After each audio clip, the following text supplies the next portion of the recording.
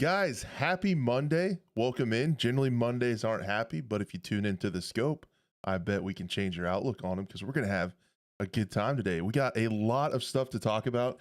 It's going to be a crazy, crazy episode, man. So much happened over this last week, and this is another one again. Maybe the first-person shooter space, the genre, is starting to figure out the news cycle of the scope, and they're planning around us now because this is another good timing episode. It doesn't happen very often, but today is a good timing episode because of all the Battle State game stuff that we got to talk about. And then Gray Zone launches, holy crap, tomorrow morning already. So there's a lot of stuff in that to break down and talk about.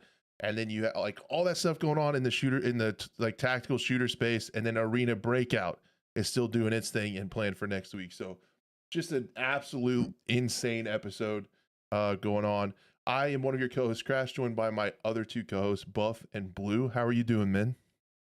What's up? Excellent. Happy Monday, everyone. Happy Monday. It is a Monday, but this is the best part. Justin with the $4.99. Thanks, man. I appreciate that. We'll send that right down to the production team, I guess. The chat is working, I think, but it's tiny. So I will work on that in the meantime. Don't fret. Trying to combine the two chats. For those of you who don't know, the scope is coming to you in whatever format you please. We have an audio only experience. You can find down to the links to in the description. We have the normal 16:9 2K streaming to you live via the magic of the internet to YouTube, along with, if you prefer vertical format on your mobile device, there is that stream on the Shorts feed as well. We are all over the place, syndicated, and bringing you all the good information that we can. I'm hyped up. That those words are tiny on the screen, so I'll work on that. Guys, what do we got? What do we got going on? How was the weekend? Anybody do anything crazy? I did. Always something happening. I feel like Blue is always doing something crazy. He's out here doing stuff. He's a mover and a groover, dude. I forgot to. I probably Florida person. Typical Florida man. Yeah. I went to Decision Tactical again, this time with a good buddy of mine, Justin Red. We went over and did some training. Basically, if you don't know what that is, let me see if I can actually. I forgot to send it to the boys. It was so good. It's basically live, not live fire, but it's airsoft lasers, pretty much airsoft weapons, mixed with on screen targets with scenarios, and then on top of that there is a way to like do like a shoot house almost. I'm actually gonna post it in our chat just so I'm curious if that'll work. Yeah, it should work because I forgot to put that earlier too. It's called Decision Tactical. It's basically where you go, you get assigned as a Glock 17, but of course it's just an airsoft Glock with the CO2 canister. Got a laser under rail attachment as well, and then it's got they gave you a core belt, which is really nice. There it is. It's posted. They give you like a core belt which holds 2 extra magazines and the holster for the Glock, and you go in and you can do different scenarios, anything from a what's the word? From like it's all like police Leo stuff. So one of them was like a domestic call at an apartment. The other one is like a mall shooting, responding to a mall shooting. The other one is a terrorist attack in the suburban area. Yeah, they throw a bunch of situations at you all in real time, and you have to react to it, talk to the people on screen, they react to what you say. And then and it was me and a buddy of mine, so it was really cool. It's basically less expensive than buying ammo and going to the range, so you can still practice all your fundamentals.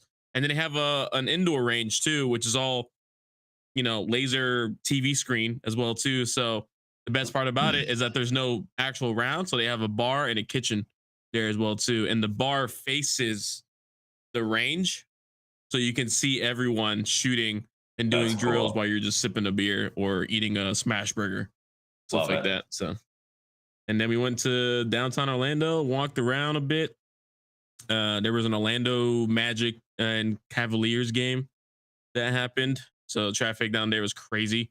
And a Puerto Rican parade as well too. So it was nonstop. Even in my hometown, or not in that hometown, actually, the town I moved to, there was drag boat racing. There was motorcycle like bike fest going on.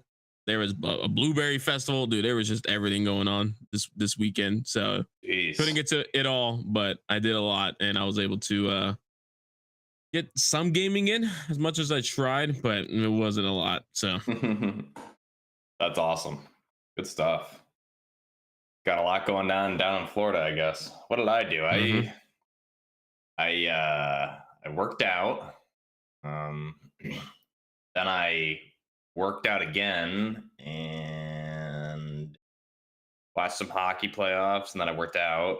And then I think I worked out again. So did a lot of working out and watching watching some sports this weekend. I did do some gaming. I did some the DMZ stream Saturday, and then yesterday I was messing around with some operator, and I did hydrate, Fenix. Thank you. I was messing around with operator and for some different content, and I was doing a little bit more of it. So I actually I posted a video yesterday, and I was like hating how it looked, and I put the graphics to like very ultra low, and it just it's crazy like how it looks just 100% better with the ultra low settings compared to where I had it at like medium or low. So I really do like operator, but that's kind of like where I'm stuck, because it's like I can play operator barely, I can play ready or not barely, and like anything else I really can't play. So that's where I'll be upgrading my PC here in a few months, hopefully. But Gray Zone finally made yeah, it right. for I you. know. Yeah, Gray Zone and Arena Breakout Infinite, just like we're at the point, man. There's just nothing on consoles anymore. There was a time where everything was on consoles. You had like good Battlefields, some decent Call of Duty, and like a good Battlefield was all I used to need. That's all I would ever play. Now we have no good Battlefields, and Call of Duty, unfortunately, just not any good. So just it's time to upgrade the PC. But I do really like Operator. I mean, that's a really fun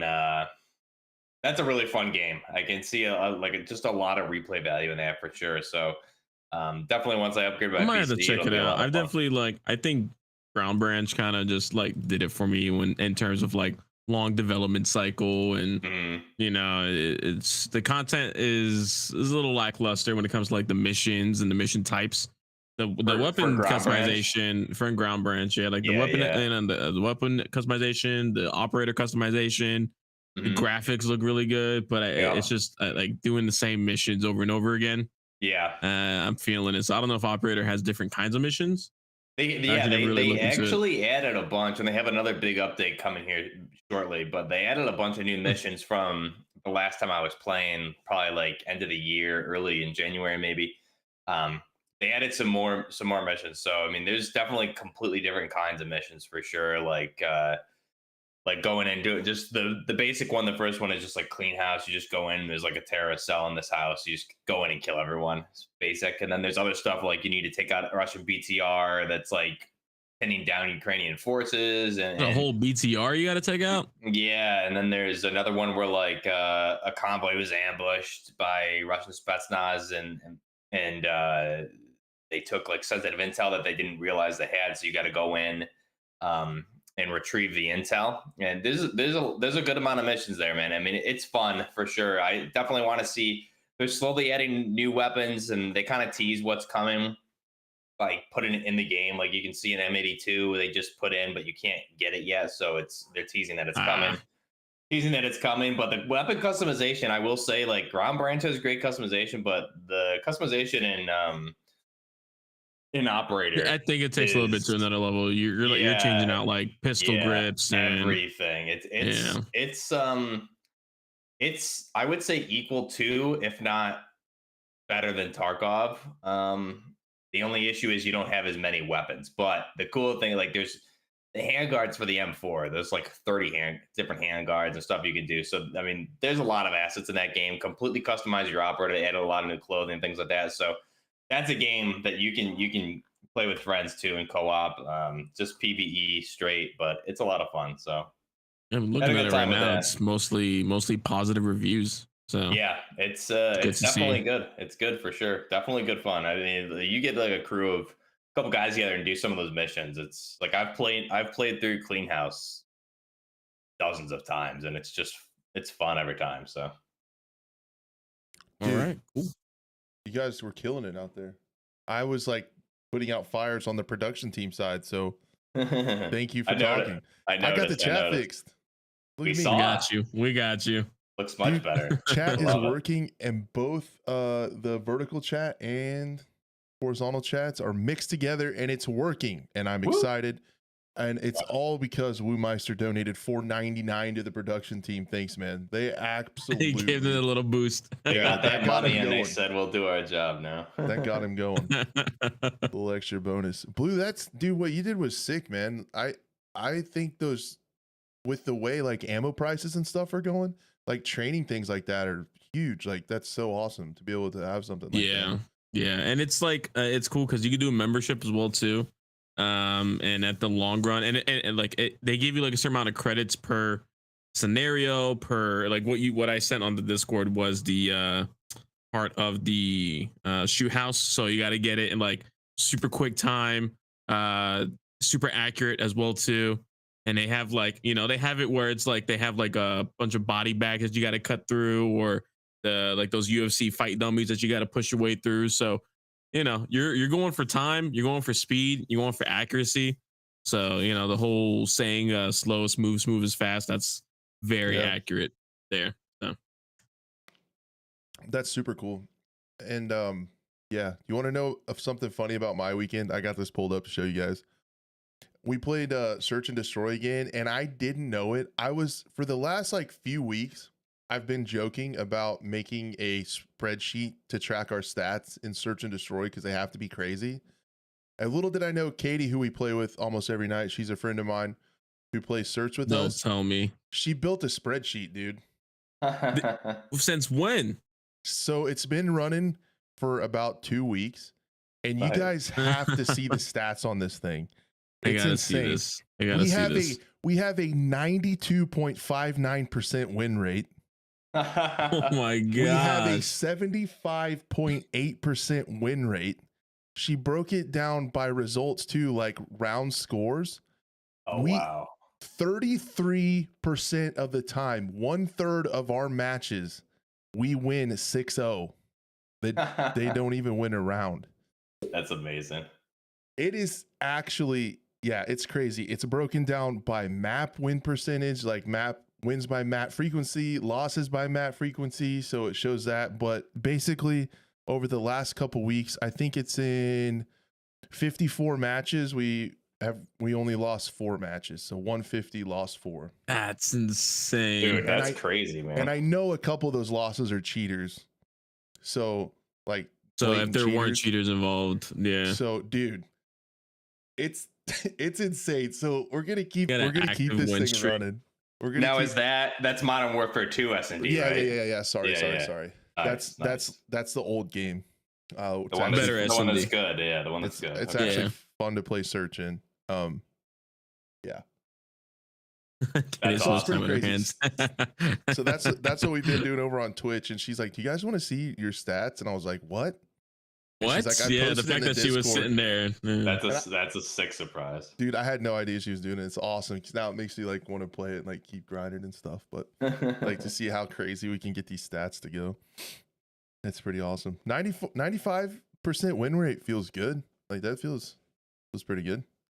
And yeah, and like you said, what percentage of those losses are legit versus cheaters? It's probably like 50-50 or like 70-30. Yeah, there was definitely a couple of those 4 losses that were a little weird, and even some that were a lot weird. Mm-hmm. Yeah, man, we have a lot of stuff to get into. Should we go ahead and wade into this mess? Big show. Let's do it, man. We got a lot. All right. I thought the it would be greatest cool. game ever, Tarkov. It's just amazing. I thought it would be.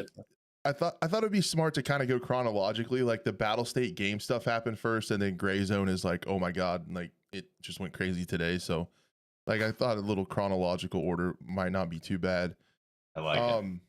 Yeah, you guys all followed the BSG drama, right? Like with everything going on with Tarkov. Oh, yeah. How could you not, dude? That thing blew up so fast. Twitter page was out of control. It was everywhere.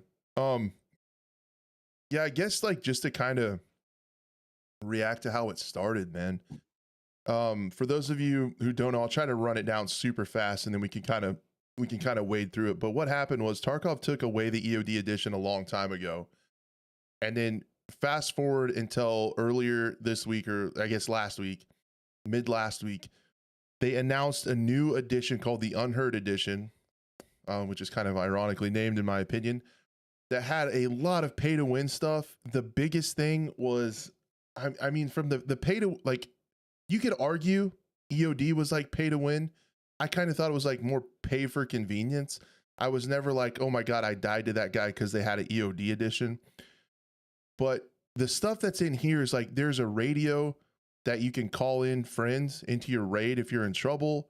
There's one, the craziest, almost the craziest one is like you get max scav reps. So scavs over 60 meters don't shoot at you. So sniper scavs and stuff won't shoot at you anymore. That's yeah. That's so dumb. It's when you're 60 meters or more away, right? Right. So like the sniper scavs on customs and stuff are like not going to shoot you which is anymore. Insane. That's so crazy. And then the big one that got most people mad was PvE Tarkov, or single player Tarkov, which is a mod that you can play with now. But people that were doing that were actually, I heard some of them were actually getting banned. I heard some of them were actually getting DMCA'd for doing this. And now it makes sense because they put it behind this 250. What? Yeah. Sorry, we gotta talk about what the heck just happened. Nebula, what are you doing, dude? Wait, what happened? What did I miss? $100 donation $100 in YouTube super chat. Oh my God! I moved to a different page for a second. Holy crap, Nebula! Good God! Oh my God, dude! All right, well, guys, that's a show. I've thanks made for enough money to retire. Yeah, thanks everybody. It was good. We had a good run. Thanks for you guys tuning in. It was great. I enjoyed the show. Thanks to Buff and Blue for being a part of the program all these years. Anytime. I love showing up. You know, anytime you need me. Everyone have a great week. And all right. I think I was just a guest. I'll just end the stream. Dude, Nebula, holy cow, man. Keeping the lights on around here, baby. Thank you so much, dude. Appreciate it. Really awesome. Appreciate that, man. That's a ridiculous amount of money, dude. Thank you. Wow. Okay, I'll try to legend. I'll try to get it back together. On track. Yeah, focus. I'm gonna try to pull it back together. I'll probably say thank you like at least one time for each dollar, so you get 100 more. You get 99 more. So yeah, the big like they were DMCA'ing and taking down PvE Tarkov, like single player Tarkov, and now it makes sense because they put it behind this $250 paywall. $250 is the addition. So Nebula could have almost bought, with that $100 donation, Nebula could have almost bought half of an Unheard Of edition with that $100 super chat. So not quite an Unheard Of edition. And this is almost half of one. Yeah, if you upgrade from EOD, yeah. Yeah, you could have got the upgrade. If you had EOD, you could have got it from there. Barely heard edition. Yeah, just the heard edition, not the unheard edition. But yeah, man. So that was like all bullshit. But the craziest thing was that if you look at the old EOD store page, it says with EOD, you get access to all subsequent DLCs. And Tarkov, or Battlestate Games, tried to say that single player Tarkov is not a DLC. And so when that first, what's your guys' reaction to that's where we started. So to summarize the whole thing, they've also been kind of walking that back, and we'll go through that timeline as well. But like, what's your guys' initial reaction to that crazy stuff? The PvE is definitely a DLC to the game. It's an add-on, right? I don't know how you argue it isn't, especially if Breakout or Arena was free to EOD owners. Is that not a DLC? So how do you say that PvE is not DLC? I just feel like it's the very definition of what DLC is. I don't know the argument that it's not, and I didn't see an argument that it wasn't either. So I don't know if they had tried to say something. I was reading most of what BSG was updating on X and over on like Reddit, but I didn't see any justification saying that it wasn't DLC. Yeah, they said DLC is content that you download for the game, and like PVE is a separate experience, even though it's code that you download and it's content for the main game. Like it's DLC. Yeah, like an addition. It's an addition to the game. it's incredible, man. It's so outrageous. And I uninstalled the game. I mean, you can keep these receipts. You finally escaped from Tarkov. I saw that. That tweet kind of went kind of crazy. I was like, guys, I escaped from Tarkov by uninstalling it. I beat the end game. I beat the final boss. I uninstalled it. But man, that's just, yeah. And what was funny is people are like, oh, you'll be back. I'm like, dude, you don't know me. You don't know me very well. Well, yeah, I mean, basically the theme of the show today is there is now good amount of alternatives and more to come to actual competition. So yeah, there are you don't need to go back. Yeah, and especially for people who want to do.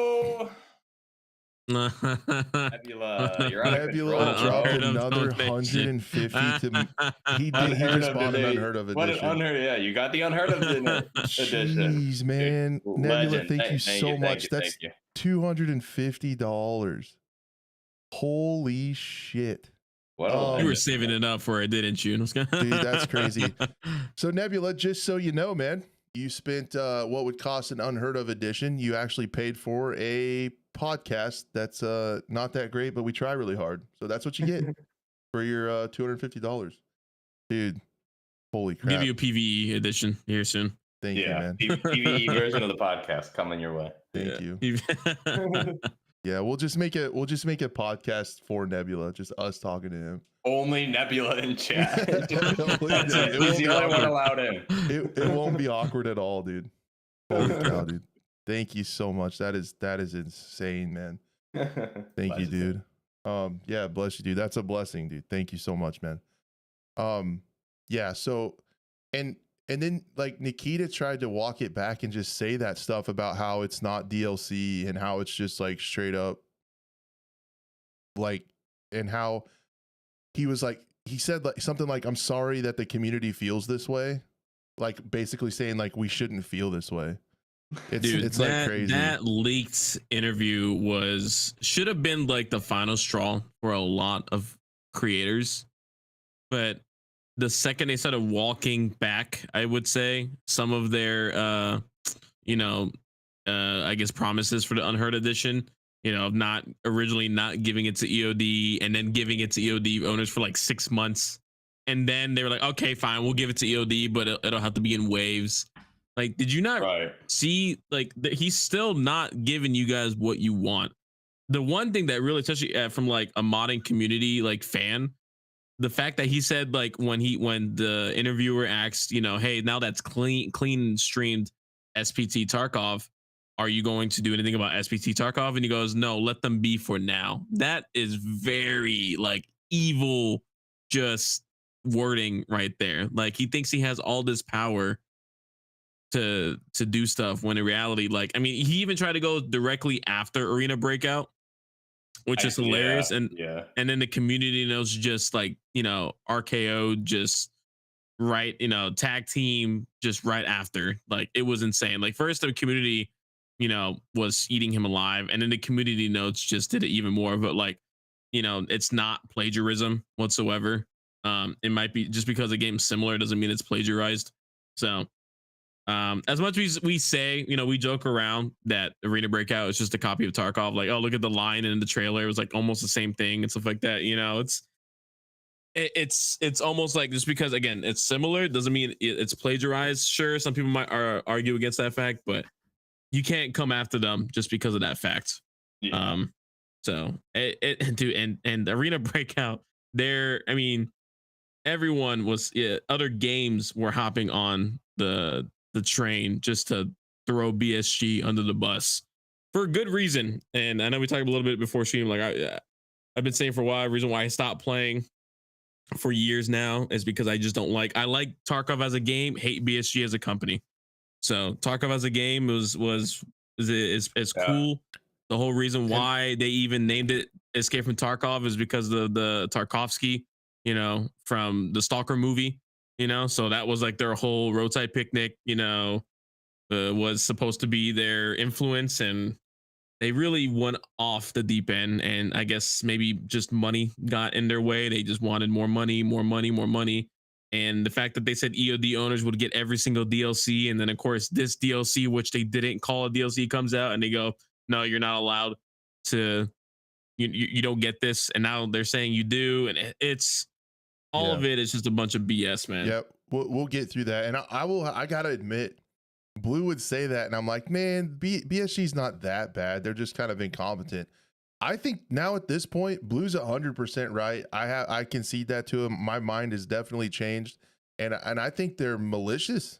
I think they're malicious. I think they're trying to squeeze every little bit of money they can out of their player base, which is such a shitty move, because there are people like me and even before me that spent $150 because you early on in an unpromised game, because you took a bet. You bet on BSG that they're going to finish it out, get to their vision, and you wanted to support them.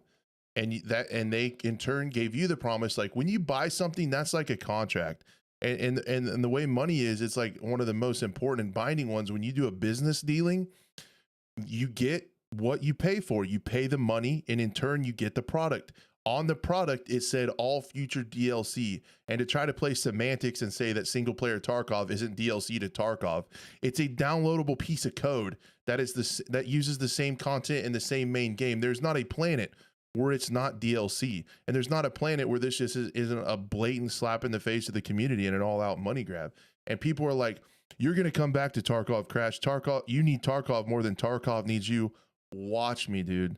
There is not a chance in hell I ever play that game, let alone install it. I'm not even installing the BSG launcher or anything. I would have liked to played, we can get into this a little bit. I would have liked to tried Tarkov's Arena. They're going to do a search and destroy, attack and defend mode, which is what they should have had from launch. And then maybe it wouldn't have been one of the ultimate flops in tactical gaming history, and probably why they're pulling this shit, because they lost their butts on Arena. I think no one's playing Arena.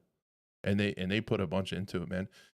And yeah, I'm not even playing single player Tarkov. And to exactly what Buff said, I wanted to touch on that too, because he hit the nail on the head too, saying there are so many alternatives. We have these PvP ones that are coming out now that we're going to be talking about today.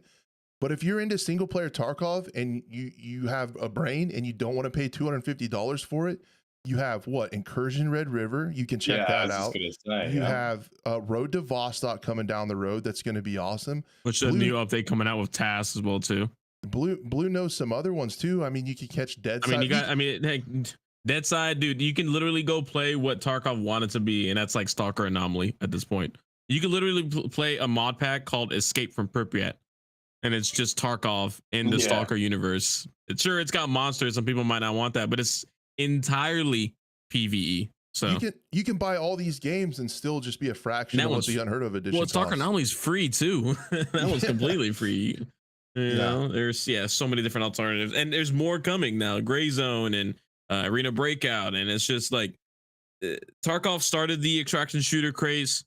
Because even back then when it first came out, dude, no one was playing it, nobody was streaming it, and it's just crazy to see how many creators, even now with all this information, the second they backtracked a little bit, they're like, "Oh wow, BSG's finally listening to us." Like, no, they're not. It works, dude. Guys. It works. They're saving face. They're saving fucking face, dude. It's so freaking annoying. Because there is competition now. That's the reason. Like, if there were no competition, they could get away with this easily. But there is now competition, and like you said, Crash, like Incursion Red River, Delta Force coming out, Gray Zone, Infinite Warfare, Arena Breakout, Infinite, and there's more coming too. Division Heartland. There's some others too that we've discussed. I was gonna say that, I'm still waiting for that. Yeah, there's so many that are gonna be coming out that the fact that those are now a thing, they actually can't piss their clientele off or their player base because they will go somewhere else. Before they could have gotten away with this because people didn't have anywhere to go. But now, especially if you're a Tarkov creator that's only playing Tarkov, and that's like if you're a Pastille or a Landmark, for example, that's just their mainstay on the channel, and Jessica Zam and others. They need to start looking at alternatives too, man, because it's just a very fragile thing, and they're not. Some of those guys are they completely, they're like, yeah, like you said, they're listening to us. No, they're not, dude. This is what they're hoping that you do, is that they fix it just a little bit to the point where you say that, and then I bet you BSG is still betting on the fact that people are going to buy it regardless. They're going to get the $250 edition just because. Well, that's why there's nothing else like it. Yeah, that's why they're not stopping sales of it. I saw Nikita said that they're going to keep it as an option, but and again, so yeah, of course. And here's the theory. Well, first off, those creators now they can go elsewhere, right? They don't need to stay with Tarkov. That's a good thing. I think competition breeds the best out of every party involved. So this should ultimately, with competition and this backlash down the road, maybe this will make Tarkov a better game, or they'll pull a WCW 2001 and completely collapse. But we'll have to wait. We'll have to wait and see. But with the one thing that I saw Nikita tweet was he was talking about. Wow, I completely lost my train of thought. He was talking about. Yeah, lost it. I don't know. It'll come back. Never mind. The one thing he did say was like they were gonna. First off, they said they were gonna. The Unheard of edition was for true believers of Tarkov, and it's like, dude, so many of us. How arrogant you are, dude. Yeah, so many of us, dude. It is ridiculous how many people had the EOD edition. So many people spent $150 because they saw how unique Tarkov was and wanted to support it, and to say that they're not true believers is such a slap in the face, dude, of people that literally have paid his bills for the last 10 years while he's trying to finish the game and can't get done. Like, it's crazy to say shit like that. And then over the course of the week, they have slowly walked it back. So I did pull that up. There also was a leak a little bit ago in the Reddit, and I'm not 100% sure. I'm not 100% sure if it is true or not. So I don't know if we should report on it, but it talks about how Nikita was saying, like, we have another streamer event coming up that they'll forget about it. We'll blow it over and we'll try to do something again. Like, I don't. Yeah. So even if it was fake, this wasn't like a legit leak. Is it bad that we can't tell if it's real or fake? Like, if clearly that's saying a lot already about BSG. If we, like, I could see Nikita saying that 100%, like behind closed doors, saying, oh, these guys will forget about it. And, after the streamer event, we'll pay these streamers to stream Tarkov again, and everything will be fine. Yeah, it's not a stretch.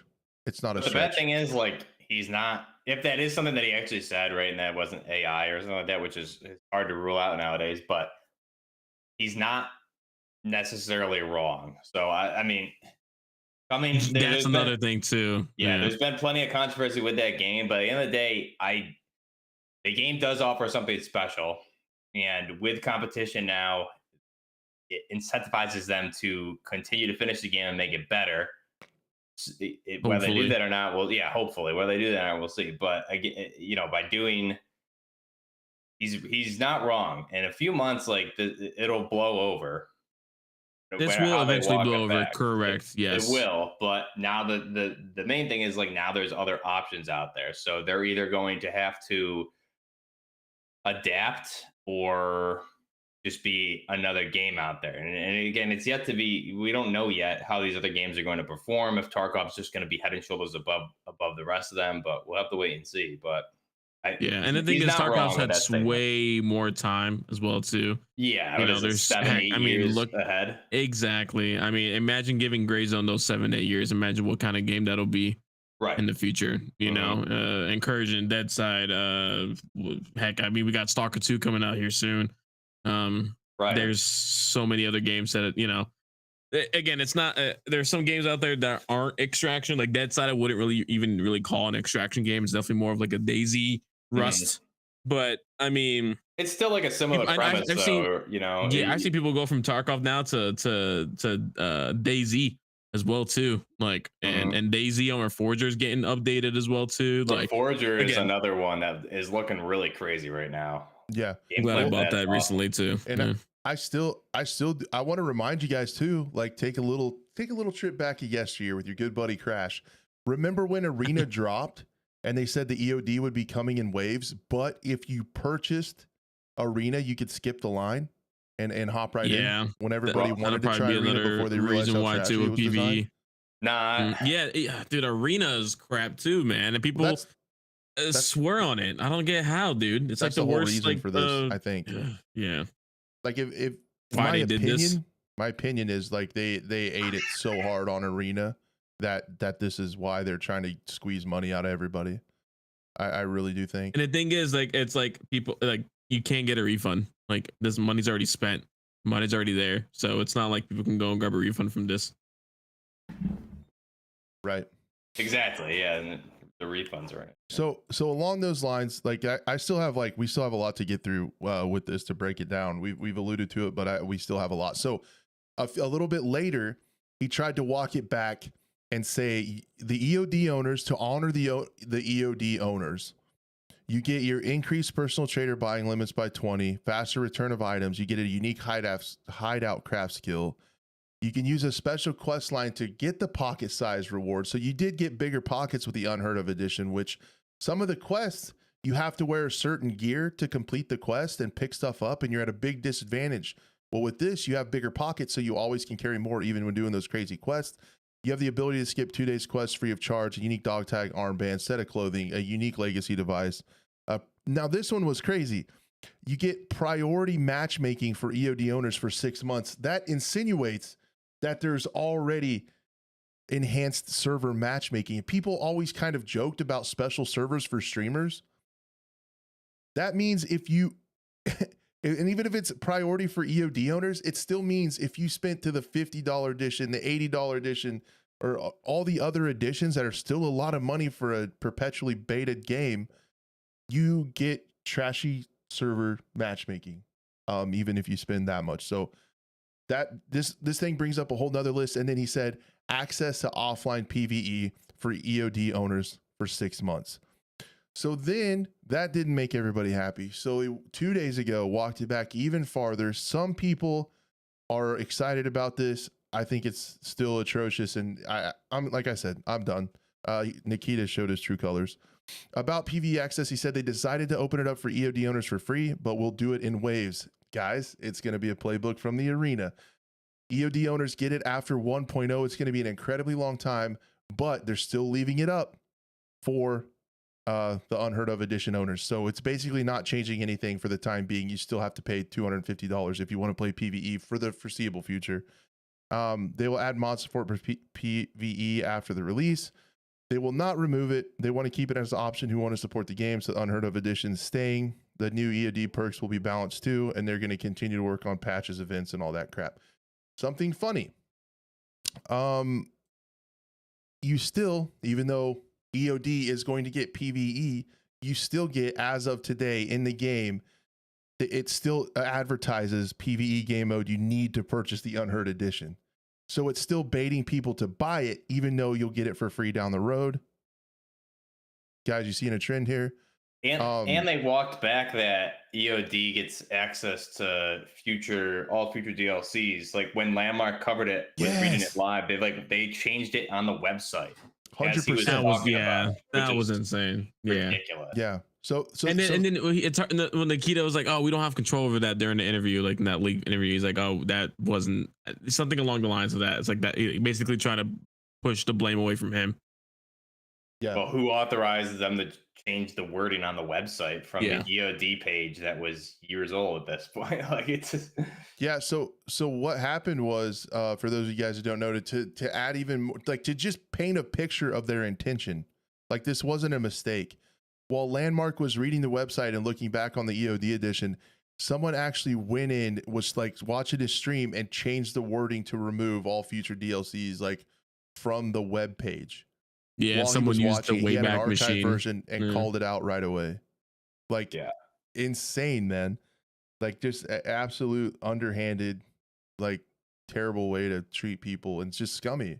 It's scummy and it's a scam. The other thing that happened like today, like early this morning, I need to read the first part. I can look up her Twitter. Hold on. Basically, Sigma, she runs the Evasion GG tournaments, which are like the big Tarkov, not necessarily esports, but they're kind of like big events like Twitch Rivals does them, except she specializes in Tarkov and they ran them better. Like they ran really good events and brought publicity to Tarkov with tons of viewers. Let me try to pull that up real quick. Get the production team on it. Yeah, but anyway, all this to say, I won't be playing Tarkov or a Battlestate Games thing like ever again. And I just really think they put so much effort into Arena that, and it just fell to all the things that we were worried about. Crazy. Let's see. Yeah. Again, and what was it? Apparently, and I did some research back in the day too, and someone in chat and the shorts mentioned it. It's like these guys were actually not the greatest company to begin with. They've done a lot of scammy stuff back in the day. I would have to look it up again exactly what it is. I don't want to, put too much out there, but there definitely was a reason why I stopped even before then. And just seeing, again, we were promised one thing back in 2016. The game never reached its potential, 2 years later, 3 years later. Now we're all the way in 2024 and it's still in beta. So a lot of people are comparing it to like Star Citizen as well too. So Evasion tweeted, this is their org. We produce over 200 Tarkov shows, but if you've wondered why we haven't been as active, it's because we will not be railroaded into doing events we don't believe in. What happened to the Tarkov community the past week is what's been happening to us for the last 2 years dealing with BSG. Promises not kept, gaslighting, event cancellations, control issues, blatant nepotism, all while wasting our time, money, and efforts. This year, we found out how terribly they've been treating smaller event orgs as well. Now this treatment has spread to the player base. We've held back sharing this information, but seeing how much the community was treated as a whole recently, it was too much. We will not create Tarkov events until we see things truly change. Then to add on to that, I popped in her stream a little bit when she was talking about it, and she was talking about how they wouldn't give her any prize money to give away to the streamers and stuff unless they hosted them on their servers, which are really bad, and did jump through a bunch of extra hoops that made it really difficult to even complete them. And she was talking about how they were overall being rude and like there was nepotism involved and stuff like that. And then to wake up today, she got booted from the emissary channels and Telegram. So that she was basically like kind of like the VIPs are for Gray Zone or whatever. Emissaries get to play stuff early. They get special tags in games and stuff like that.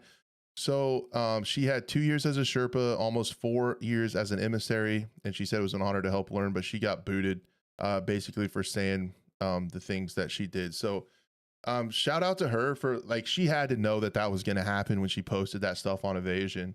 And I mean, I feel bad for her like that, but what it makes me think is she basically threw all those years of work away to bring Evasion to what it was. To grow it and to work so hard putting those events together, it has to be a giant logistical nightmare.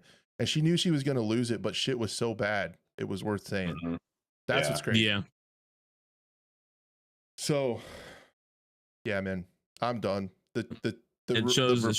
Finally, hopefully, people see what Nikito, how he really is. And I hope that Tarkov streamers will stand true, because I think it really was crazy to see, like, during peak time, there were 20,000 people watching Tarkov. That's it in that event category, which is like 20,000 people would be watching Landmark, like the one streamer. So to see it drop that far was crazy and cool to see, to send a message. I think that's what prompted a lot of these walkbacks. But for me, like, sure, they walked it back a fair amount, but their true colors have shown. And even with it involved, there's still scummy stuff. There's still pay to win stuff. They're still going to allow you to pay. If somebody wants to play PvE Tarkov, they have the EOD edition. It's going to show in their game. You have to pay $100 to do so. That's another thing too. Cheaters and hackers are going after these people as well. So they even announced it. I saw. They even said that if we see anyone that has that tag or anything, we will stream snipe you. We will, literally go into your server and hack the ever living shit out of you. And it's just like, how are you a supporter and still fucking supporting Tarkov at this point, dude? That's crazy, man. Yeah, Blackout just said 12.9K viewers for Tarkov right now.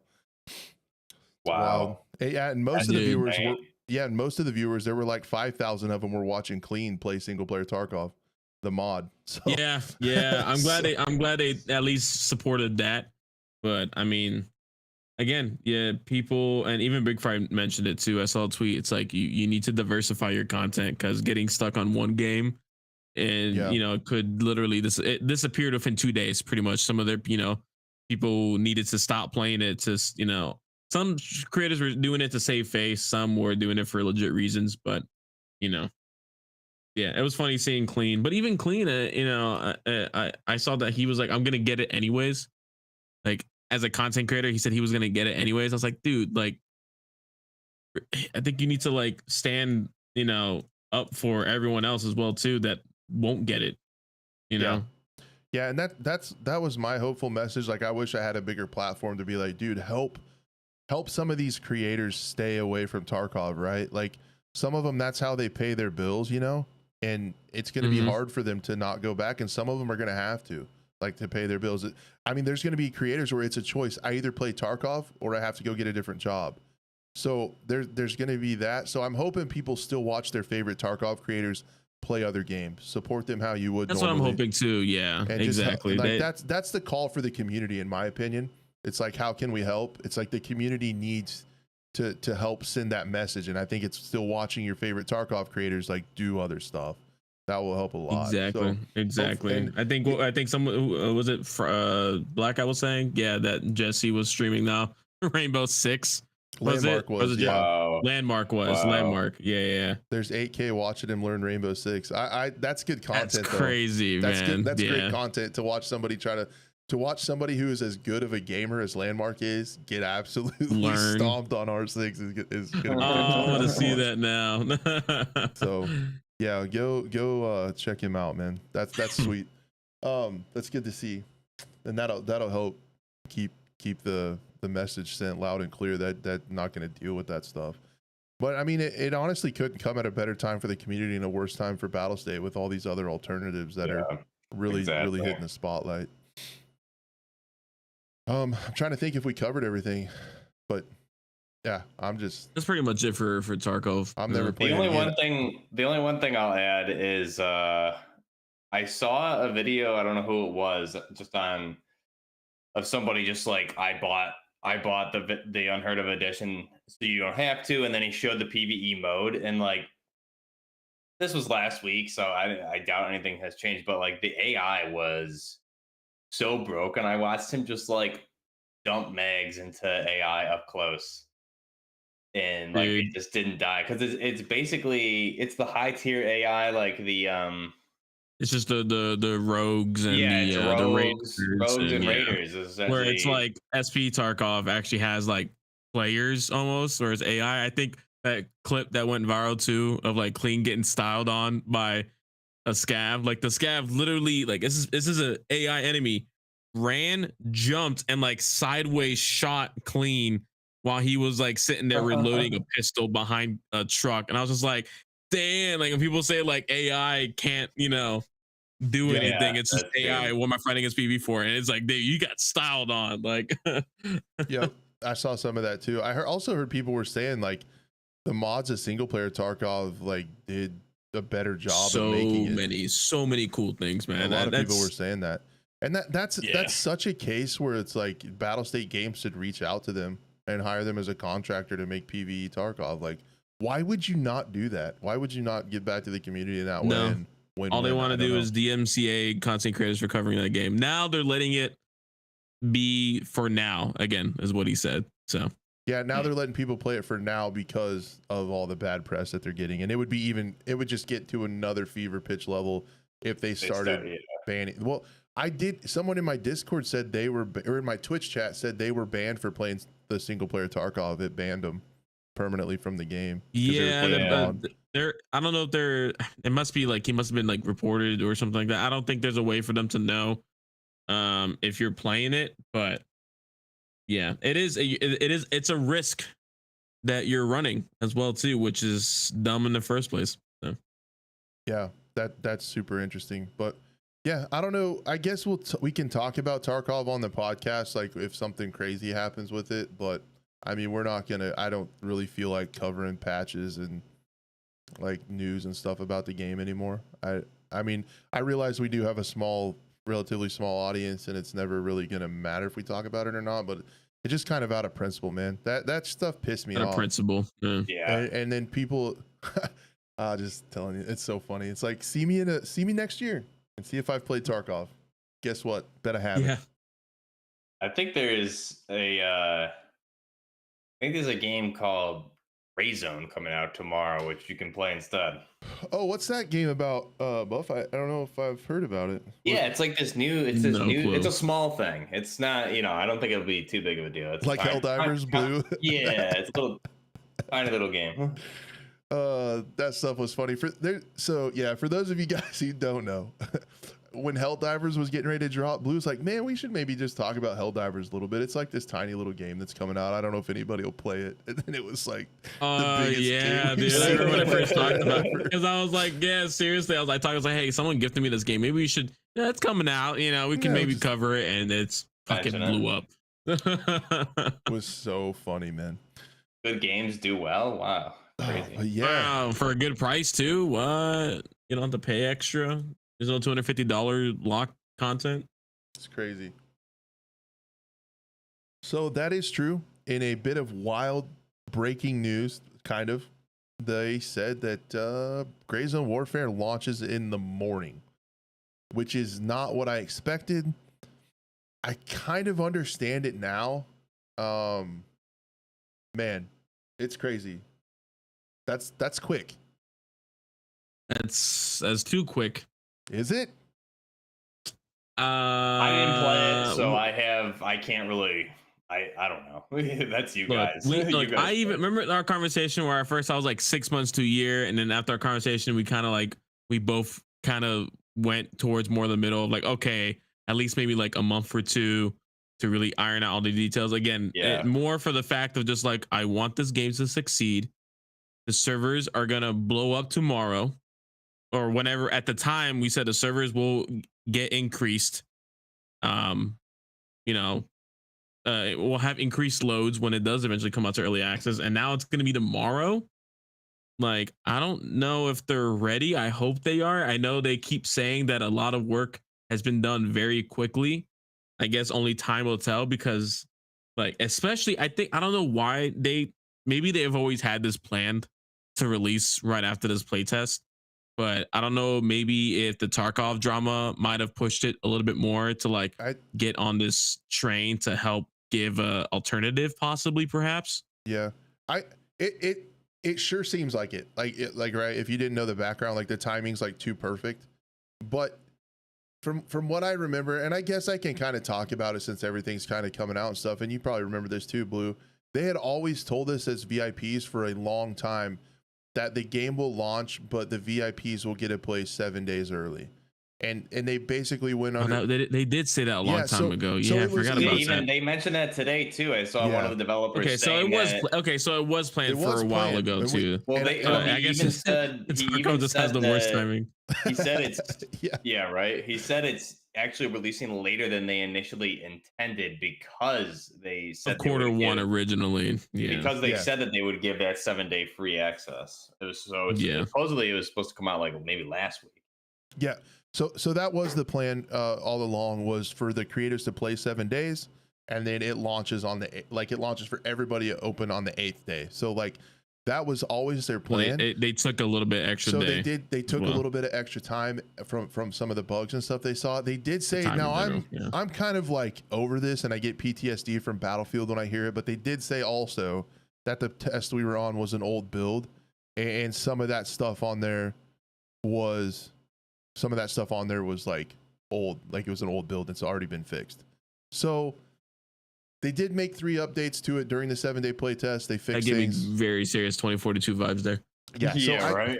I have a hard time with that. Like, I mean, you can say that there's newer builds you've worked on, but the reason you put this out to us is because it was like the most stable one. So I feel like that's what I get. You know what, too, and again, from working behind the scenes on a development game, I see like that is true. Like during the week prior to early access launch, when Incursion was giving out like playtester keys and stuff like that, like they fixed that game like 3 more times in between. And I kept, and he even, you know, the lead, the developer was like, hey, should we give this build out to these guys now? And I was like, you look, you've updated it like 3 more times, just let them play this one for now, because then when it finally comes to the actual early access release, they'll see even more work has been done. So I could see that also being a reason too. It's just a lot to always have to, like, I mean, they did update it once. Well, they updated once, pulled back, updated it back again during our playtest for Gray Zone. So it is possible for sure. And everyone's saying on the team, you know, so I saw Rick, I saw Devil Dog, like the team. I think Rick just posted 5 minutes ago that they're up. It's like 1 o'clock in the morning over there, and they're still working. So that could, I mean, like, I feel like that should be good news, but I'm also worried. It's like, I mean, are you working? I don't want you guys to burn yourselves out too. Like you're gonna, you know, I don't want you guys to like overwork yourselves and miss something, or you fix one thing, break something else. I don't know. Like just make it as stable as you can on for early access release. I mean, again, I think you should have taken a little bit more time, because you would have had that extra time to really sit down and be like, go through everything one more time. I still think there should have been an open beta for everyone to really test the server loads too. I really think that should have happened. So, and everyone, and I've seen it too. It's like everyone's complaining, like, yeah, but how many early access games have you tried? I was like, yeah, but I haven't tried an early access game like this before. Like, I've never had something this impressive and this, like I haven't been this excited for a game in a long time, and I just want them to get it right. That's all I want them to do. So, you know, we'll just have to wait and see, I guess, till tomorrow, which is, you know, insane. Yeah, I'm in the same boat, man. It's like I think what's gonna happen. So like if the gameplay works, so like cute. how it was, like I was having a ton of fun in the playtest. So I feel like the build and stuff is gonna, like the game itself is gonna be fine and work. People are gonna find bugs and stuff like that. I'm worried. I think the servers are going to get absolutely dumpstered. Like, I think it's going to be a server problem that's going to keep people out. Did you guys go to the Discord talk they had on Friday? Because even during that talk, I wasn't able to make it. They were saying, like, please don't. We hope everybody doesn't play day one. Let the servers kind of like get, you know, iteratively roll into the game. So they're like, I haven't watched anything from it, and I almost kind of did it on purpose, because I was like, I just like. When I you know, I knew they were doing the round table. I was like, okay, that's cool. I'll watch it whenever I get a chance. And I thought I was gonna watch it like sometime this week, and then not anymore. So but yeah, it's the fact that, did they really say that?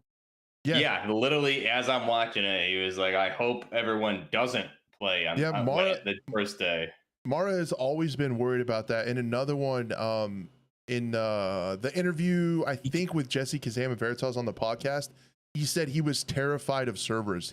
Because he said, like, because he saw how many people were playing Helldivers at the time, and that scared him. Like to be able to spin up that many servers. Dude, even Helldivers had some server issues. So he said that, dude, every game has, like, even Call of Duties have server problems at launch night. I mean, but Helldivers also, I feel like was a game that was done so well that it was fine. Like it got past those server issues, and now it's still a popular game. So hopefully Gray Zone can do the same thing as well too, where it's like, hey, if they have server issues, maybe they can fix it pretty quickly, and you know, we move on from there. But well, I do think that's why you can't expect people to not play day one. That's just not.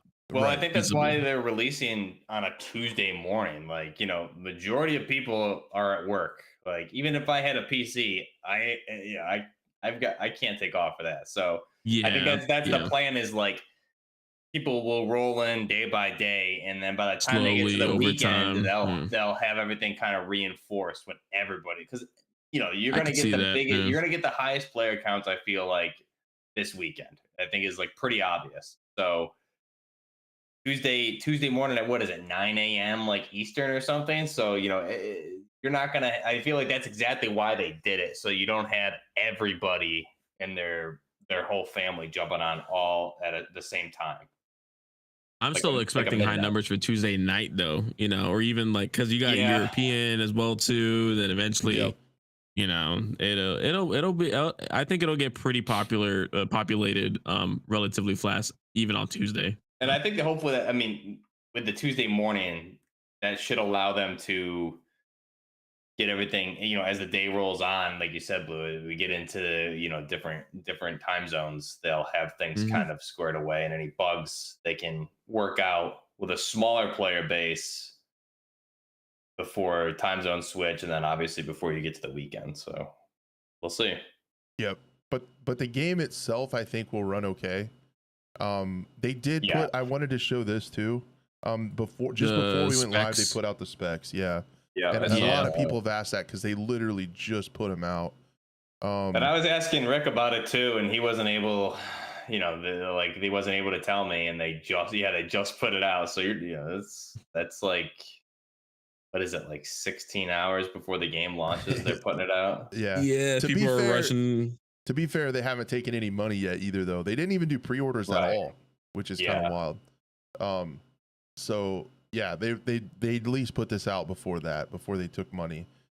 So 16 gigs of RAM minimum and a 1080 RX 5700 is minimum specs with an i5, and then recommended specs is an i7 9700K or Ryzen 5 3600 with 32 gigs of memory, an RTX 3070 Ti or an RX 6800.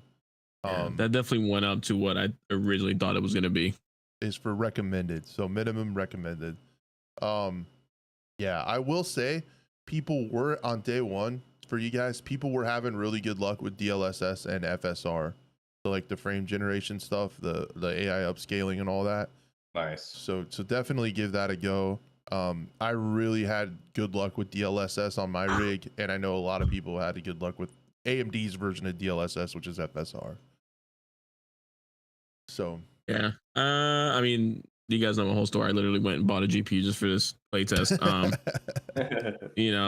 have the recommended amount of RAM. I have a little bit higher on that CPU, but not by much. And it's, I mean, it definitely ran finally after that 120, but I was rocking my 2070 Super. That was pretty bad. I mean, I was rocking 30 to 40 FPS, and then when you were on a helicopter loading in, you would have to just cross your fingers that the game wouldn't just crash, yeah, Yeah. So. The helicopter. But then also, I saw Moydog posted a tweet too. It's like, this is an Unreal Engine 5 next gen game. So it's like do people keep making games for smaller graphics cards, or do they start just focusing on those bigger, 30 series and up now? Like, and I feel like that's kind of unfair to people who just, especially the way PC prices and part prices are nowadays. They're absolutely insane. Like, and they've even gone down and they're still insane. So, it's not everyone can afford a 30 series still right now. People are still rocking 1080s, 1060s, and I get it. Again, it could be a cost thing, and could be it's a next gen title. Unreal Engine 5 is insane, Yeah. So, and they got the new Scala stuff too. Yeah, this is a game where you can tell it's cutting edge, just how it looks like when it's on your screen. Like it's new. With that is going to be issues. I think you're taking, cutting edge engine technology and putting it in one of the hardest products to make, and that's a multiplayer shooter. And then you add on top of that, you have a looter shooter that the server has to keep track of loot, AI going on, and you have like all these player positions, and it's persistent and constantly refreshing. You have body cavities and bullet simulations, terminal ballistic simulations with bullet expansion and tumbling. Like, you have all this stuff going on, man. It's crazy. I gotta find the clip. I got so many clips from when I was playing it. Like, it's buried somewhere. But the bullet is actually like, I got swung and killed by Abney, dude. He's a Tarkov streamer. He destroyed me like a right hand peek, swung me, killed me. I went back and watched it in slow motion.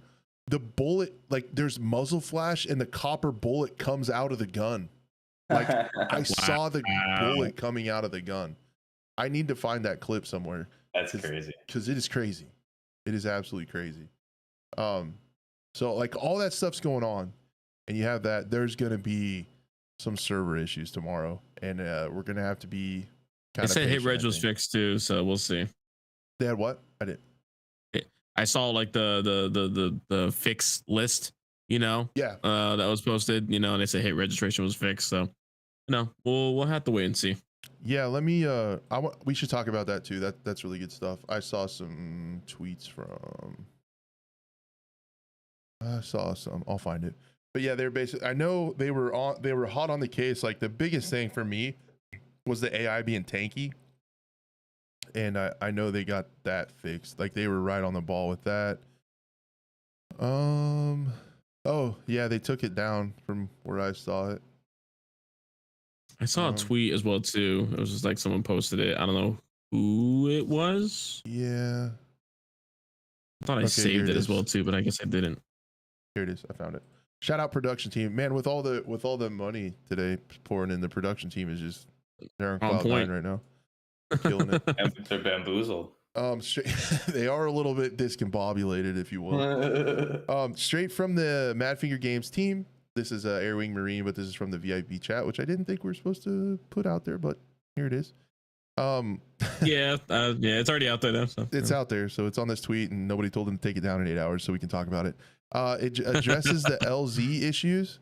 The memory leak is fixed, which was a big one. Improvements to AI, faster helis for less downtime, and stamina improvements, adjustments to base rating. So the AI doesn't just kill you through everything anymore, yet there's still a challenge. No more memory leaks, which is huge. The AI really aren't stuck in the walls anymore. Hit reg is really good. Money is a lot more balanced when completing quests. The heli is a lot faster, which makes it better to travel, not to have to wait forever. Also, base rating seems a lot harder now, which is great. I can't think of anything else right now. Oh, an important improvement on stamina. That's from Rick. Yeah, that stamina was horrible, dude. I was running out of breath so fast. Arm stamina too was so bad. So this is important too from Rick. AI respawns in the base quicker, so the AI guards. You can shoot from the heli now, and there will be an invulnerability for a very brief time after you get off the heli. You cannot go behind the base anymore. And another surprise that will be cool at the base. So they've made adjustments to base rating. I mean, those are pretty big, significant. Like, that's a lot of the complaints gameplay wise that I was wise, yeah. Not performance wise, obviously, but like, yeah, gameplay issues. That seems like they did address pretty much everything. So what I am worried about, what Negan's talking about in chat, is the gameplay loop leaves some spots for griefing. And I am a little worried about that. For team killing, they did say that they put the report feature back in. So if someone on your server is team killing, you report them, and after 2 reports, they get kicked from the server. Now, could that be abused? Could you meet somebody online that's being an asshole, and then you're like, well, I'm just going to kick you. I'm going to have me and my buddy report you, and you're gone. Like, that's a little weird. I think they should add something where, like, if you do inflict a lot of damage on teammates, it kicks you without having the player involved in that.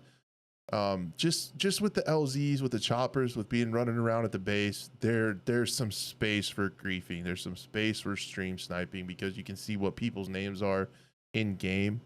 So large streamers are probably going to have a tough time at times. Mara did say that they have something for stream snipers, so I think they're going to be trying to monitor that maybe real time. They're working on something with that. So yeah, they're working on that. I think there's going to be, I think they're going to work quick. I think they're going to be receptive to issues, but I think early on there's going to be some griefing, because there's places for that for if people want to be dickheads. But hopefully everybody gets into a server that's good, a good chilling server. Yeah, I'm curious hackers as well too, if what that maybe will change. Yep. You know, okay, we didn't see any hackers, of course, but I'm just wondering if they're ready for that as well too. There will be, and there will be hackers fairly quickly, and it's gonna suck. But hopefully they have at least easy anti-cheat going, and then eventually they're doing the machine learning stuff for stat bans. So that's supposed to be on the table. I'm hopeful for. But yeah, it's crazy that's early. I'm kind of in the middle. Like I get what Blue's saying. It seems fast, man. It seems really It we'll fast. have to wait and see. But I don't know. We're playing it tomorrow morning allegedly. What's your guys' percent chance the servers work? Like where you at? Like what time of day you think they'll finally be able to get in? I don't know. Because it's like this is their first big launch on a PC. That's the other thing. Yeah, they've only done mobile, so I'm hoping at least like I'm also trying to think of like what would not piss off gamers too much. I'm hoping at least like a good 80%, of people getting in. There's probably going to be a few that just can't. But and then again, maybe throughout the week it'll get better and better. That's hoping for the best, but I'm also kind of expecting the worst. I will say that I think I'm expecting just everything to just shut down. So That's Hope not. Hope not to. Yeah, man. We will see. We find out tomorrow. The timing's crazy. I wonder what the player count's gonna get to. Like it'll probably peak at the weekend, I would think. It's gonna be interesting to see what the player count gets to. The other thing that was weird, I just also want to do a PSA potentially for those people who are listening to the show that are gonna hop in and didn't see my video today. Make sure to coordinate with your friends the faction that you pick, and we can touch on this too just a little bit if you want to before we move on. Once you get someone asked about the fractions too. Yeah, so once you get in a faction, Yeah. that's where you're at. If your friends pick the other faction, you can't play with them again until like wipe, or at the very earliest. They said they might let you switch in 3 months. You can't squad together if you're on different factions. So get with your friends that are going to play and sort that out. We did squad up like the last day. Like we knew a buddy of ours that was in Crimson. We're like, hey, get your Crimson guys over here. We'll get our Lemaine guys over there. And we were all just looking for like that one key in Hunter's Paradise. Yeah, it was like that key quest. Yeah, and literally all of us were there, and the key never spawned. We were there looking at different spots, the different pockets. We looked at the one spot where Quest was looking there. He's like, I found it. This is where I found it, right at his desk. Never showed up again. So yeah, hopefully it gets fixed as well too. That's another thing too. Yeah, hopefully the Steam reviews are fair as well, because people might not give this a second chance. We'll see if it doesn't go well. Yeah, true. Well, yeah, and it might get, that's the other thing, Blackout, if the servers aren't working and stuff, it might get review bombed too on Steam. And then yeah, that could be a whole thing. Probably if the servers don't work, it will, like it'll get review bombed. But the other thing that I thought was interesting is the purchase works a little bit different, and see if you heard the same thing, Blue and Buff. When you aren't you only able to buy the standard version and then upgrade it? You don't buy the version straight up. I think since they worked out a deal to be able to upgrade versions with Steam. I think if it's like that, it'll be like where you can probably buy both or something like that. Maybe perhaps. Like if I put both in your cart at once or something. Yeah, I think that's how it'll work. It's like, and again, for people that got the key, we already get the standard edition, which is also kind of nice. I'm glad they did that as well too. But yeah, I think it's where it's just you go there and then you put both in your cart and it'll just activate that way. So yeah, and then they don't have anything going on with factions being more differentiated, so that's going to be an issue. In one of my sneak peek, my tips and tricks video that I put out today for those of you guys getting ready to jump in Lemang, I talked about how what we did to help with that is pretty early on after one of the handshake quests, you unlock a short sleeve shirt. So we wore like khaki pants and short sleeve shirts. Most people wear long sleeves for the camo, but we were all wearing short sleeves, so like we could instantly like ID each other. We used to do the same thing in Tarkov, and it helps. Yeah, I wore like the Ranger green top and the BDU bottoms as well too for our guys. It's not foolproof. It's not foolproof, but it helps. You're still gonna probably no. I mean, there's definitely some times where I'd run around a corner, he'd run around a corner, we both point our guns at each other. Hey, oh, it's okay. It's you. Okay, cool. But the bright side is you can you can guard their stuff and they can come back and get it. And he also got the mat right there. The other key thing I'll tell you is if your buddy dies and you want to hold their stuff, take their stuff off their body and drop it on the ground. In case they get killed on the way back and that original body despawns, their gear will stay if you take it off of them. Yeah, that's true too. Yeah, So because that's you a- only had that's like something clutch a second, one chance to go get your body back. But if you died again before getting to your body, your stuff would despawn. So Yep. even it's kind of dumb. Like even if your friend was there right next to it, Yeah. It only keeps know? track of like 2 instances of your corpse, or one Yeah. instance of your corpse and 1 instance of your person. yeah. But I get it because then if not, there'd just be bodies everywhere and that'd be taking up a lot of resources. So Yep. So, man, it launches tomorrow. It's kind of surreal. Like, it's been a wild ride. It's been something that they've built from like 1 year. I even for me, like just on a personal note, it's kind of like revised my channel again. So that's been really cool, and I appreciate it a lot.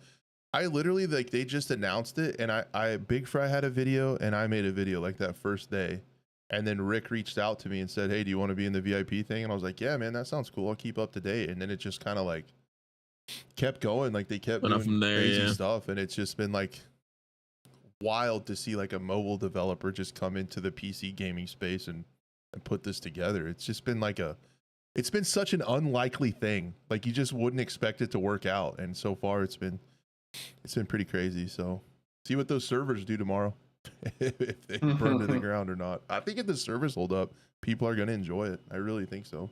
yeah, I mean, yeah. we're at the end of the day, as long as you don't pull a World War III and have 5-6 years of server issues, I think they'll be fine. Like, Yeah. They Be did say real. they were working on a roadmap, so that's going to be really cool. I really like Yeah. those and appreciate those. So that'll be cool. Like just having like a kind of a balance of where things are going to go. yeah. So yeah, that's Gray Zone. Before we get to our, probably looking at the time, our last segment, I just wanted to say there's lots of new folks in here, and I appreciate that very much. Make sure you guys check out Buff and Blue's channel. Also, it's down in the description below. Check those guys out. Buff is a gun nut. He knows everything about firearms, so he makes that kind of content if you want to learn about guns in video games. Blue makes super artistic, like really cool stuff within a tactical shooter space, so he makes really good videos as well. He's been doing a lot of Stalker stuff. He streams Stalker on his YouTube channel. It's a great place to hang out on the second monitor while you're at work. I do it like every time he streams. So I'm in there chilling when he's streaming Stalker. So please check those guys out. I know there's been a lot of new folks in here today, as well as if you do want to support the show, you don't have to do what Nebula did. Just go ahead and be a friend, tell a friend. The audio version is down below as well on the audio platform of your choice. Yeah, just tell somebody about the show and bring it back with you next week. So yeah, that's that. Check out these other guys. They make awesome videos too. Arena Breakout, the other shooter that a lot of people are talking about, that oddly enough have been taking direct shots at at Tarkov. You need the air horn, you know. it's been kinda crazy. Yeah, right. Somewhere here, maybe it'll work. I don't know. There it is. Yeah. Don't even worry. Every podcast person has to have one of those, man.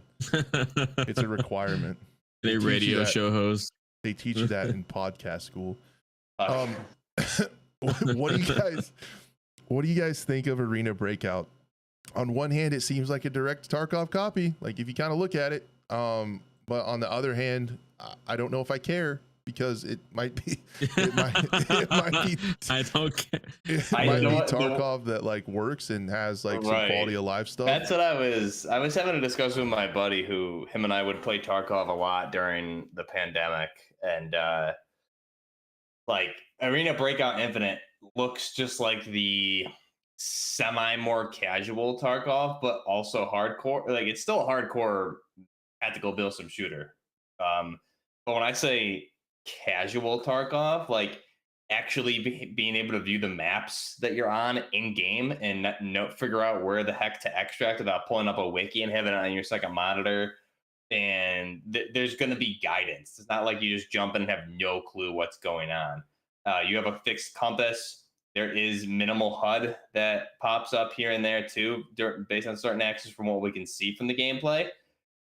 So it's almost like a more user-friendly Tarkov. I wouldn't say more casual Tarkov, but We'll find out when the beta goes live on the 8th. But everything I'm seeing, like this is, I think this is almost from what I've seen with the gameplay. It looks like the version of Tarkov that I would had preferred to start playing. It's you know what I mean? crazy too to see. Like I thought I mean, I get it is more like a mobile port, but it's a good looking mobile port too. Like I have Well, I don't yeah, know if I don't think it's is. I don't think it's not I don't think it's a mobile direct port. mobile port. I think it's more just like not directly from mobile, but it's almost just like they took the mechanics from their mobile counterpart, put it into a new Right. engine, and made it Yeah, just look better. it's You know, very so it's probably gonna be the similar. same gameplay, same questing, same everything else, but graphics wise, new engine. I don't think it's, unless they've said it, I don't think it's going to be the same. It is a different game than Arena Breakout on mobile. The weapons, the quests, and things like that, I believe are different. Don't quote me on that, but I think I think it's similar to Delta Force, where Delta Force Yep. and this are essentially derived from Two the mobile different version games. of they're derived from Arena Breakout, which kind of kickstarted this, and then Delta Force went in a more casual direction from Arena Breakout, because Arena Breakout is very, very hardcore, and then Infinite is, so Delta Force would be the all platform version, or cousin to Arena Breakout, and then Arena I Breakout see now. Infinite would Okay, be that makes the, more sense. yeah. So this is kind of like the, I would almost rather call it like a sequel that is built specifically for PC. For Is kind PC. of how I would put it. Okay, because that was my worry, is that you would feel the mobileness, but doesn't from looking at the raw gameplay, I don't see it at all, which would make sense. So Yeah, this is gameplay that you guys turned me on to. This is 4K raw gameplay. It's like a minute and a half that you guys can see on the screen. Unless you're an audio listener, for that, I'm sorry. I'll pour one out. It looks really good, guys. Don't worry. It looks a It's little. Yeah, I mean, it looks also a like little the time to kill looks pretty good. I mean, yeah, I mean they are leaks, so this isn't like officially from Arena Breakout's Twitter account or social media. From what I've seen, I saw it first on Twitter, and of course it was just put out there. So we'll see what happens when they actually release gameplay of their own. But it's like, I mean, the fact that it's free to play and they focus. I mean, they even made memes of just like, the Tarkov shot memes. Yeah, the AI anti cheat. Having not AI, sorry, having good anti cheat. In general, they made a direct shot at the Unheard of edition. They said something about it's being unheard and like this is our time to shine or something. Yeah. And then they said, yeah, we'll never scam you. It'll always be free to play, and all that. But I am curious on the microtransactions. I did hear from people that there are a ton of microtransactions in the mobile one, which you would expect, to the point where I think you have to pay like a monthly subscription to keep your secure container. Like if you want to have a secure container, you got to pay monthly for that. So I think we're going to see stuff like that in here. It's probably to where you can play it for free, but there's going to be a lot of convenience items that are going to nickel and dime a little bit. And I don't know where I stand on that, because it's like, on one hand, I don't mind paying for a game that I enjoy to support the developers and stuff. But on the other hand, like I want it to be straight up. I like how Grayzone is like, I'm paying you for the game. I pay you the money. I write you the check. It's my game, like kind of deal. I like that straight up stuff. So we'll see what the microtransactions look like. I do want to say, when it comes to microtransactions, like we'll have to see. I know with Delta Force we had that discussion, and I saw a lot of. They did say for Delta Force specifically, and I would assume it would be the same with this. Is no pay to win, but it's all like cosmetic stuff, but you can still earn everything in game. But if what you're saying is for the secure container payment, I wouldn't necessarily call that a pay to win. I would call it like a pay for convenience almost. But I'm also looking at it this way: is look at Warzone. The problem with Warzone being free to play with the anti cheat. Now I think everything we've seen, the limited amount we've seen, this anti cheat is similar to what Delta Force is using. It looks it's an anti cheat, at least where Warzone has a made up. They don't really have one. It's all PR scheme. But what I think with the credit, if you're going to use your credit card for a secure container or something like that, what if they catch you cheating, right? Like pay for you're paying for a subscription that hopefully will help deter cheaters, because cheaters typically wouldn't pay for that, I wouldn't think. But if you get caught cheating, what if like If it's cheap enough, they will.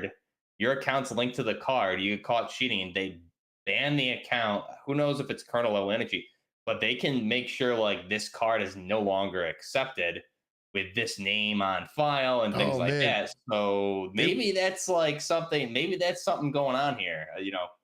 dude, it would be so cool if you did that, to have their credit card just charge you like a cheater fee, like they have to take the time to ban you and use their infrastructure. So you get Right. charged like a $15 fee if you get banned or something. And that card can never be used again, and any card with like the exact name can't be used again, so you'd have to go through the trouble of like getting a new card with a new name on it or something like that. That would be smart. That'd be hilarious. Honestly. That'd be pretty good. Yeah. Hmm. Pay for like this if there's I'm sure there's going to be season passes, because the mobile version has seasons, right? So you're going to pay for, ultimately, like players would pay for different bundles or whatever for sure. So it's like if that's linked to an account, you can always go that route too, which would be pretty smart. Yep. That's all theoretical. I'm not saying that's how they're going to do it, but if they're smart, that's how I would do it. We're always just dreaming. We're always dreaming about how to stick it to cheaters. That's just what we do around here. Yeah, just good. $6,000 has been charged because of cheating, and like provide video evidence. I did notice that you guys can't really hear it now, but like watching this gameplay, the gun audio is like really deep. Like it's like I heard it as well too, just watching it. I think it was pretty good audio as well too. Yeah. So yeah. Again, I don't have any issues with the gameplay I've seen. I don't have any issues with the UI as well too. I thought the UI inventory system looked really good. Yeah, I mean, again, it's people are gonna be, you copied Tarkov again with the UI. Shut up.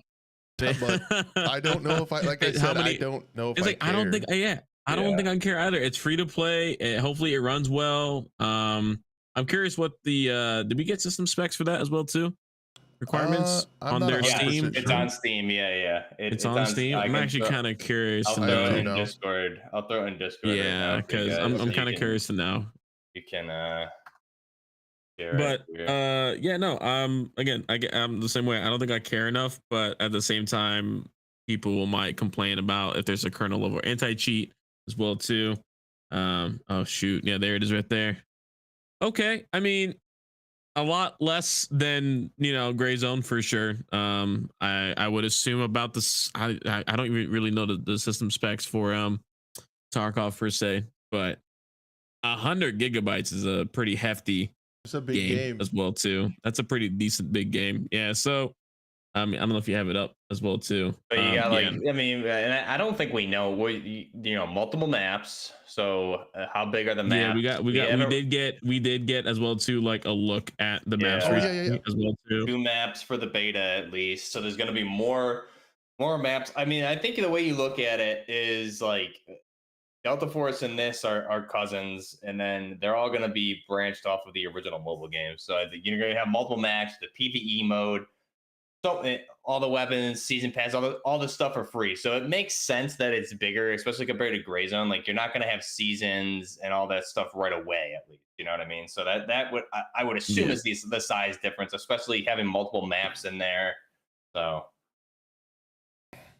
Yeah. Well, I'm seeing right here. So you need at least an i7 9700 or Ryzen 7 3700X, 16 gigabytes of RAM. This is for the minimum, a 2060 or a Radeon RX 5600 XT.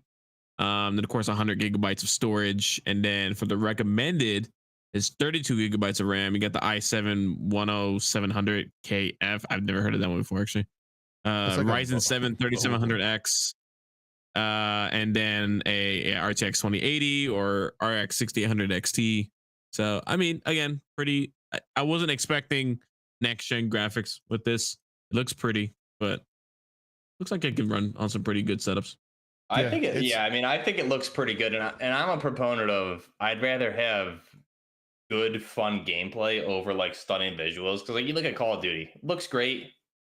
But like, gameplay wise, it leaves a lot to be desired, right? So I'd rather have great gameplay that I want to keep coming back to versus Mm. state of the art visuals. And I think, I mean, from what I'm BattleBit got super popular, and look at what that right, game because looks it's a like. good game. I mean, to me, this game looks great. Like this is something Yeah. I would sink so many hours into, and I plan to when I upgrade the PC. But it's not like it looks like dog shit. It looks really good. I do want to be devil's advocate, walk us back a tad. They did say in the same webpage that they're all about like a fully completed game with immersive gameplay.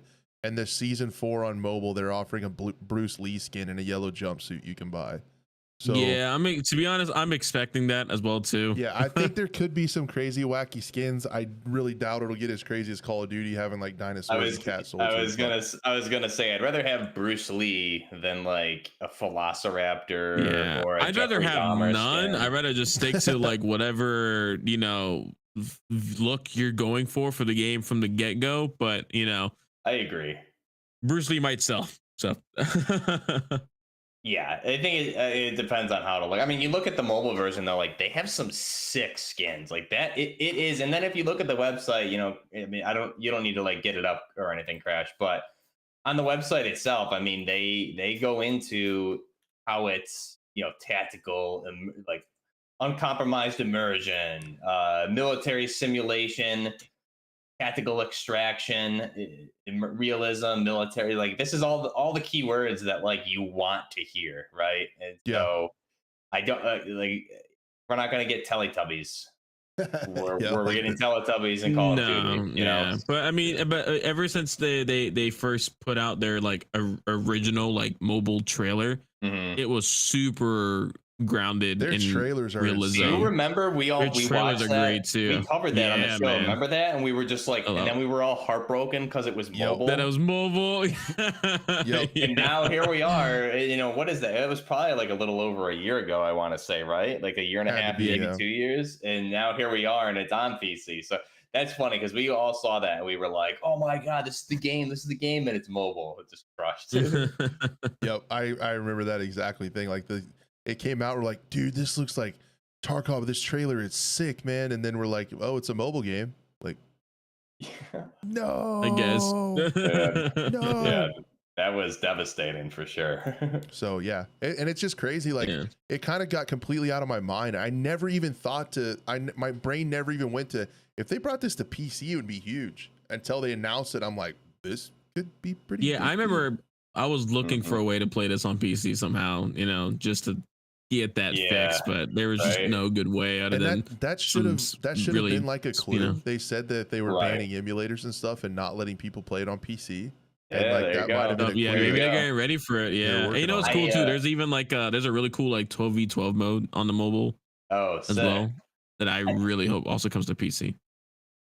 I will say, I think this is all really good. I'm really excited to see the beta and how it plays, and hopefully you guys get access to it so we can talk about it here, because I doubt I don't think I'll upgrade by then, but I'm really excited for this, and I do think this is Breakout Infinite is like the alternative, kind of like in my mind this would be the direct alternative to Tarkov, right? And then Delta Force would be Tarkov more for a casual Call of Duty audience, and this is more hardcore, whereas Delta Force would be a little bit more lackadaisical, if that makes sense.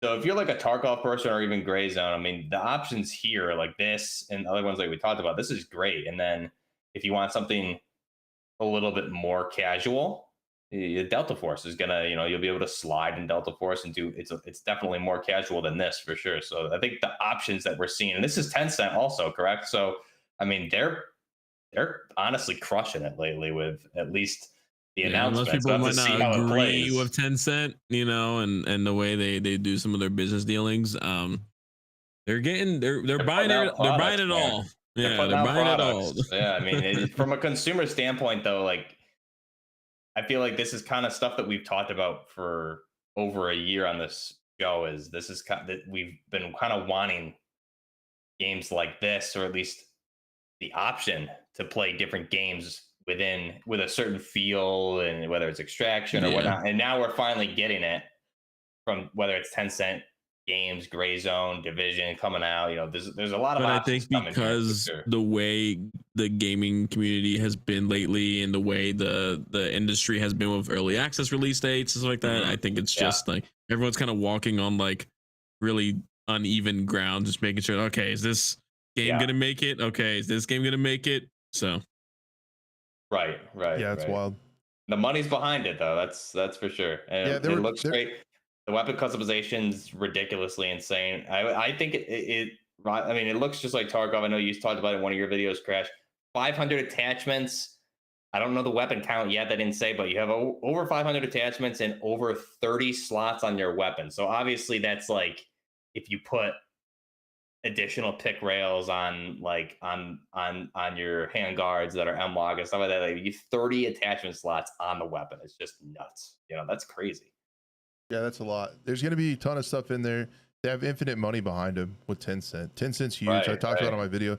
And people are like, "Ooh, it's from China. I'm not playing it." It's like, do you not realize what you're saying? Like, better stop going shopping. You would stop playing. If you're like that, like you can't do anything, man. And so if you're gonna be like that, like don't try to like virtue signal with like what games you play and stuff. It's just not gonna work. Like you're not gonna be able to pull that off. And also like Tencent owns Riot Games. They own League of Legends and Valorant.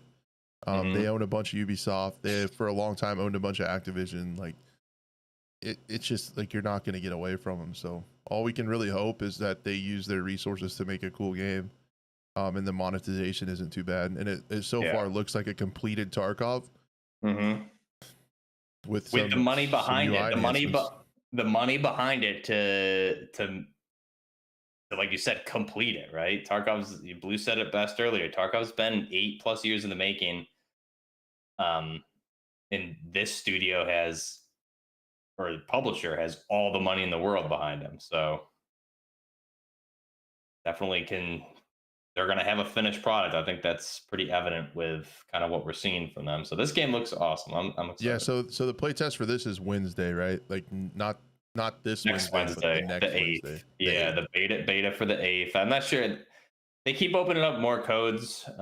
You can sign up on their website, and if you're a creator, you can fill out that stuff too. And then who knows when it will end up launching. But I will say they've been doing extensive testing with Delta Force. Like that stuff's been in testing with players, like real life players, all year since middle of last year. So you know it seems like they're pretty diligent and just not rushing stuff out, which is nice. So we'll have to see if they do it with this game also.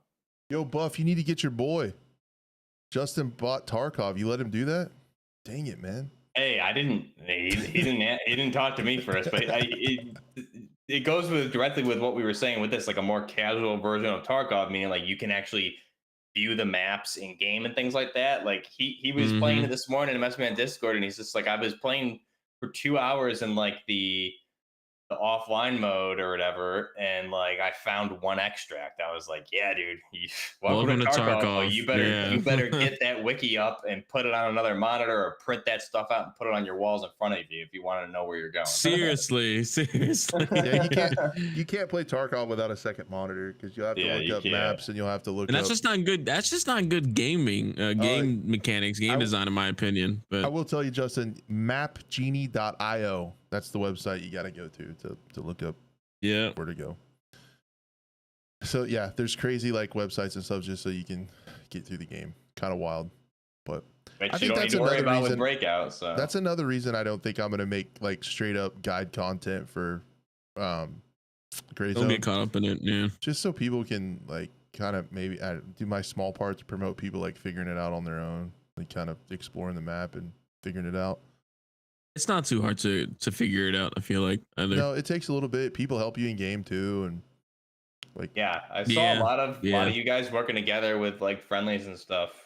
It was cool, man. Yeah, really my first raid was with randoms, man. It was just you know, or like teams just linking up, like, oh hey, I have this thing, I brought it in, I'll like give it to you and you can do the like. Everyone was even from another faction. It's like, hey, anyone got this like motel key? You know, that I need to get in there. Yeah, here you go, man. I'll open it up for you. Thanks, man. And I mean, again, there's that trust factor. Hopefully you don't get shot in the back, but I mean, it's possible. Oh yeah. Yep. Happened to me And in there's a Tarkov many PVE times. game mode as well too. That's not locked behind content. Right, You know, you it's don't- yeah. it's you're gonna It comes get with that. PvE. You know, At launch. yeah. Yeah, there's so many Would things you that comes with consider that that launch. an You can add-on to mantle. the game? Crazy. There's a lot of stuff. Yeah, mantling. Yeah, you're right. There's a lot of good, and that stuff that didn't come to Tarkov till recently. So, you know, I hope. that says a lot. I think the rate at what they're making changes versus the rate at what Tarkov's making changes. We shouldn't compare them, but I will say Gray Zone's doing a great job with the changes. We'll see how that all looks tomorrow. But Yeah, they started this making the map like only a year ago. yeah, that's insane. That is It's wild. insane. Yeah. Obviously the map needs to be filled in for that, but you know that this And is they will be. They said, this, yeah, exactly. And the theme of this show is like there is alternatives to Tarkov now, and they're all doing a lot of unique, different things, which is creating options for the consumer or the gamer, which is great for us. So, and again, competition drives success from everyone. So this is all good. Yep. And I do hope that they split up progression between PvE and PvP. They're not at first, and that's Right. another one of the like kind of griefable things that they might have to learn on their own. Right. Because I think you could go into PvE, run up your quest, and then when you go into PvP, you're not really gonna be playing the game as it was designed. You're gonna be just looking for people to shoot. So Right. the PvP servers might get a little silly. Vigor. We got to talk about that next show. Oh yeah, it's not coming out between now and then, right? We can talk about it next week. And No, we'll be Yeah, able we to got- not. we got We time. don't have to miss it. I feel like, yeah. So Okay. All right, yeah, because that's a show, guys. I think, don't you? We good? yeah. Yeah, I I think it was like a great it. show. Man, what a great show! Holy cow, it was a big one. Thanks everybody for joining. Shout out to Nebula for the ridiculous amount of support. Again, Yeah. that was Legend. Thank crazy. you, Nebula. Thank you. All the new folks, there was a lot of viewers today. All the new folks coming through. Please check out these other two guys in the description down below. Also, if you do want to make this part of your audio only, if you want to listen to us on the go, that is available in the description as well. You can click on that. So you can check it out from that link. You can go to Spotify, Apple Podcasts, wherever. If you do and you enjoy it, we ask that you leave a review. Allegedly, it helps push it out to more folks on those platforms. And we would just love to keep growing. With that being said, that's what we ask you to do. If you do want to support the show, just be a friend, tell a friend. Share the link around with your friends. Bring somebody back with you next week. We do this live almost every single Monday at 5:30 p.m. Central Time. That's where you'll find us talking about everything going on with FPS news. Sometimes it's slow, sometimes it's crazy like today, but either way, we like to meet back here and hang out with you guys and talk about what's going on with FPS shooters. So thank you guys so much for a great show. Thank you to Buff and Blue. I appreciate you guys hanging out with me every week talking about games. It's fun, man. I look forward to it every week. Always. Love it. That was an unheard of amount of money. Yes. I get it. It was unheard for sure. Yeah, I appreciate that, Nebula. Seriously, man. Crazy. All right, guys, have a great week. Good luck in Lemang if that's where you're headed. I hope to see you out there, and we'll catch you guys next week. See ya. Take care, everyone. Peace. Later, guys.